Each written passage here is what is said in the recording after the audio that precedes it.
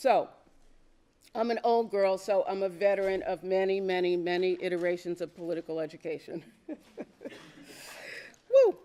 Um, and in the way back in the day, we spent a fair amount of time talking about dialectics. The dialectics of this, the dialectics of that. You know, a good part of that time we were talking out of our backsides. We didn't know exactly what we were talking about. But nevertheless, I want to invite you today to do a little bit of dialectical thinking with me. And by that, what I mean really simply is I want to invite you to think with me about how we're holding ideas that are difficult to hold at the same time. How we're holding ideas that seem like they're in opposition to each other or contradictory. How we're holding ideas that seem like they're mutually exclusive, and how we're bringing them into connection with each other, and how making those connections help us move forward. So that's some of what I want to explore with you today. And there are 4 sets of things I want to talk about, and I'm not going to have time, so I'm going to do shorthand. I'm just going to throw it out there, and you're going to make the most you can out of it, right? They didn't give me all day. They just gave me a few minutes. So 4 sets of ideas I want to explore real briefly. First, I want to explore the relationship between short-term and long-term, what our immediate realities and urgencies are, and something about kind of the longer arc and the deeper dynamics, the longer arc of history. I want also for us to think together about what it means to try to figure out how to build the ranks of the left and how to, at the same time, build the broadest possible alignment against authoritarianism.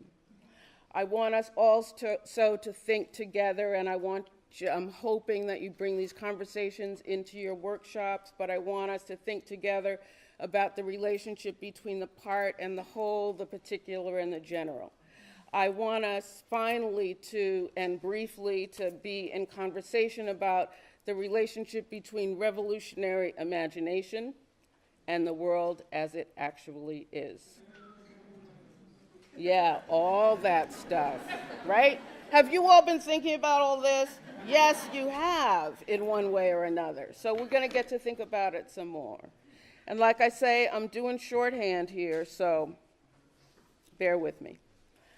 So on that first one, short-term, long-term, urgencies of the moment, long arc of struggle, long arc of history. A lot of us woke up on Wednesday, November 9th, and we said, wait a minute. What just happened? We were stunned, and some of us are still reeling. And there's no way to understand what just happened by following the news or following tweets, Trump's tweets. Can't do it that way. We have to follow the news. We have to stay informed about the train wreck that we're right in the middle of. But the news is not going to enlighten us. And so to answer what just happened, we have to step back and put Trump and today's Republican Party into multiple long arc dynamics.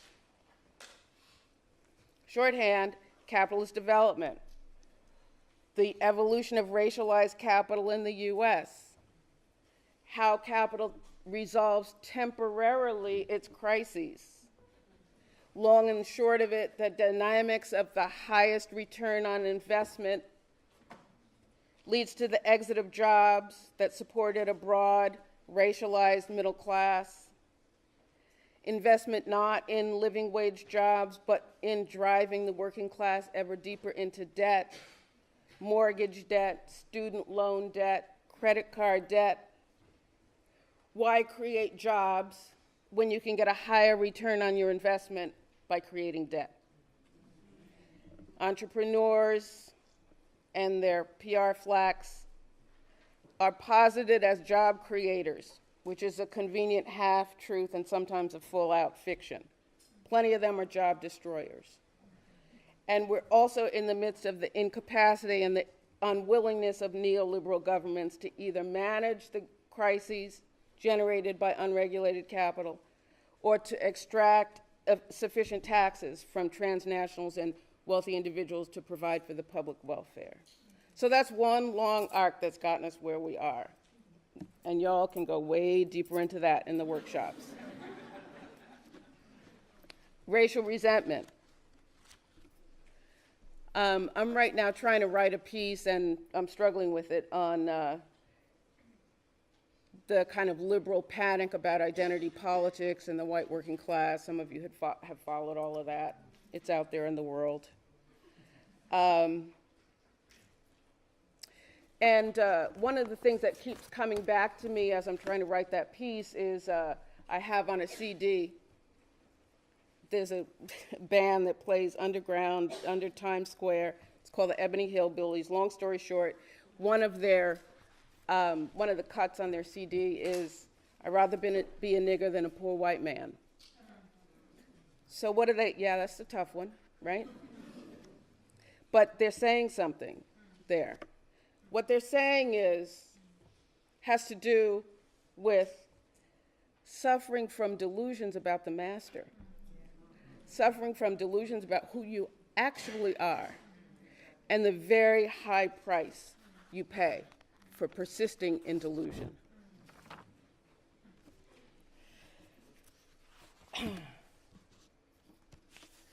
So our white brothers and sisters, when things don't quite go right, when that other long arc we just talked about, that arc of capitalist development, comes back and bites you in the butt, those delusions lead to displaced rage and resentment. And here we are. The other piece I want to remind you about, the other arc, more contemporary, because those two go way, way back, more contemporary Republican strategy. And I commend you to another warrior spirit and bring her in the room, Jean Hardesty, and I recommend her book, Mobilizing Resentment, so that you can understand what decades of staying on task on the part of Republicans, implementing a clear strategy of capturing the levers of political power, decades of accommodating the lunatic fringe of republicanism until the fringe became the whole cloth and the lunatic became the leader. So it's fair to say that those of us who were shocked possibly were not paying attention, because they've been at work for a long time. Yeah.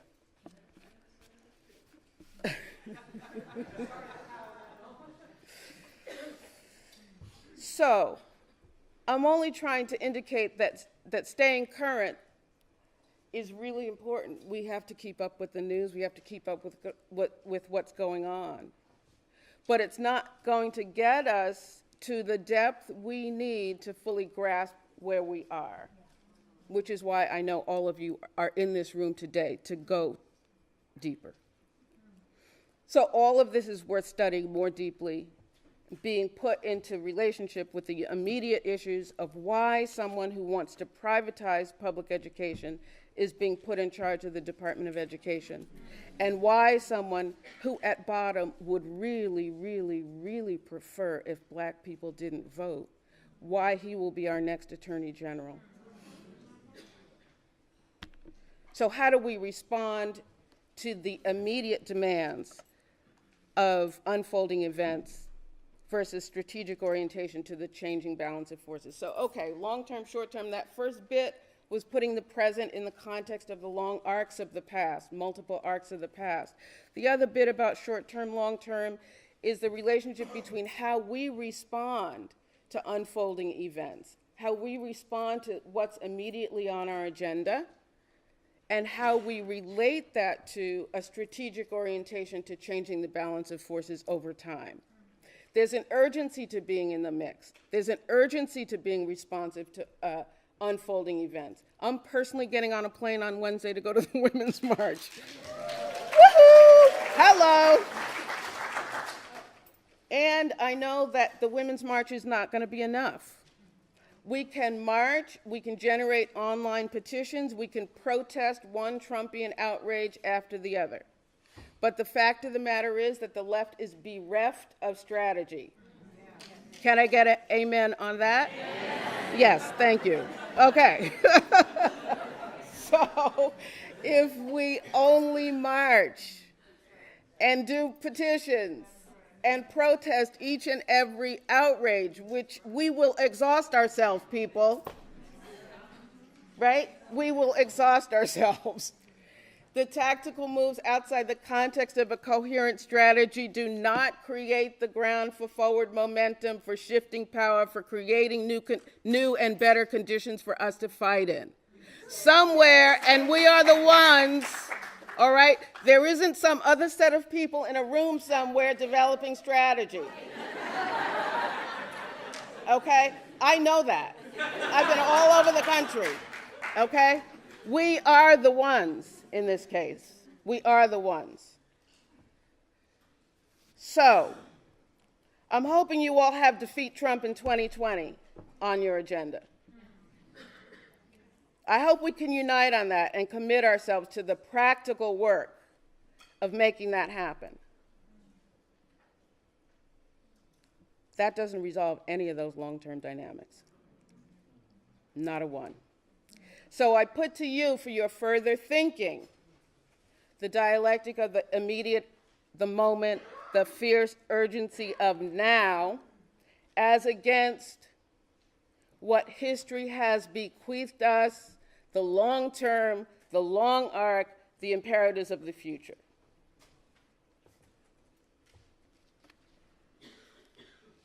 That was the first. So I'm going to make the others shorter. Building the ranks of the left while building the broadest possible front against authoritarianism. So I'm hoping most of us in this room agree that the most urgent task in front of us is to contribute to building the broadest possible alliance of social and political forces and aim that alignment at defeating Trumpism, authoritarianism, bigoted, nativist, misogynistic right. I'm hoping, can I get an amen? I'm hoping that we at least agree on that. So we're going to spend some time this afternoon in the workshops talking about what it takes to cohere such an alignment, the political contours of it, the demographics of it, the geography of it, the tactics of it, et cetera, et cetera, et cetera. At the same time, in front of us is building the left. From the wreckage and the lessons, on the positive tip, that my generation and the ones before me left us. What are the lessons learned? How do we move forward? This is a ripe time. The system is exposed more starkly than ever. What's at stake is urgent. How can a left that is fractured and diffuse work in this political environment in ways that enable it to gain coherence, clarity, and strength? I'm not giving you an answer. I'm just posing that it's a question for your consideration. I want to move on to the part and the whole, the particular and the general. So some of us are enmeshed in 501c3ism.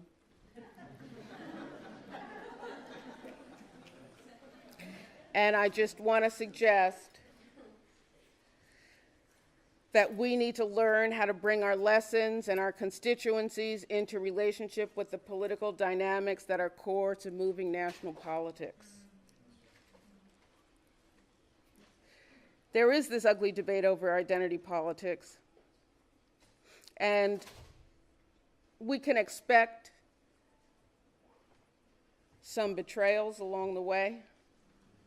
There's a shift going on right now of attention and resources to the white working class. This is a really complicated conversation, which I can't go into all right now. We're not going to be thrown under the bus. We're going to continue to insist that the issues we champion are the leading edge of expanding democracy, and the constituencies we mobilize are worthy of respect and rights and the very best this nation has to offer. And we need to learn how to identify the whole country as the terrain of our politics. The whole country as the terrain of our politics, or we'll fail. It's as simple as that. We need to have a long-term orientation in a period when unions are in steep decline, in a period of skillful, pervasive messaging from the right, in a period of pain and shame in poor white communities. What do we bring to that? What do we have to offer? Thank you. Thank you. But we got to dig deep. As I tell lots of activists, and I'm sure some of you have heard me say this, so forgive me if you have, I want everybody every day to wake up and look at the electoral map. And remember that you're fighting for the whole country, not your county. In doing that, it requires that we beat back the alienation, whatever horrendous experience you might have had driving through Indiana, living in some small town in whatever state. We have to work on figuring out, developing the most affirmative, conscious relationship we can between whatever particular issues and experiences brought you to politics, whatever issues you are championing, and the process of moving the country as a whole to better ground. All right? Third dialectic in this list.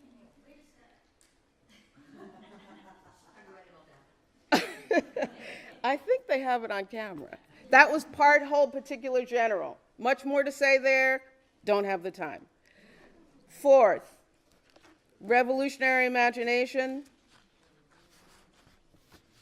and the world as it is.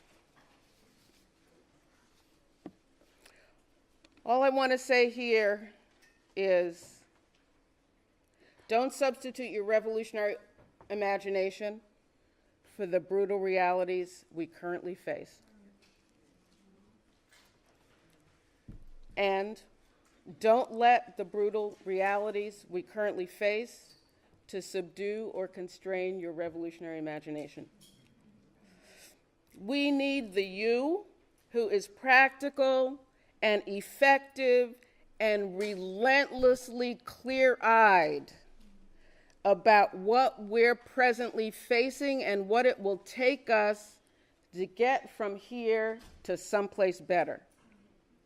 But we also need the you who is driven by the certainty that we can do much, much, much better. The one who knows that humans have the knowledge and skills and resources and humanity to create a world that's free of want and full of love. So I encourage you to work on the relationship between your revolutionary imagination and the world as it is.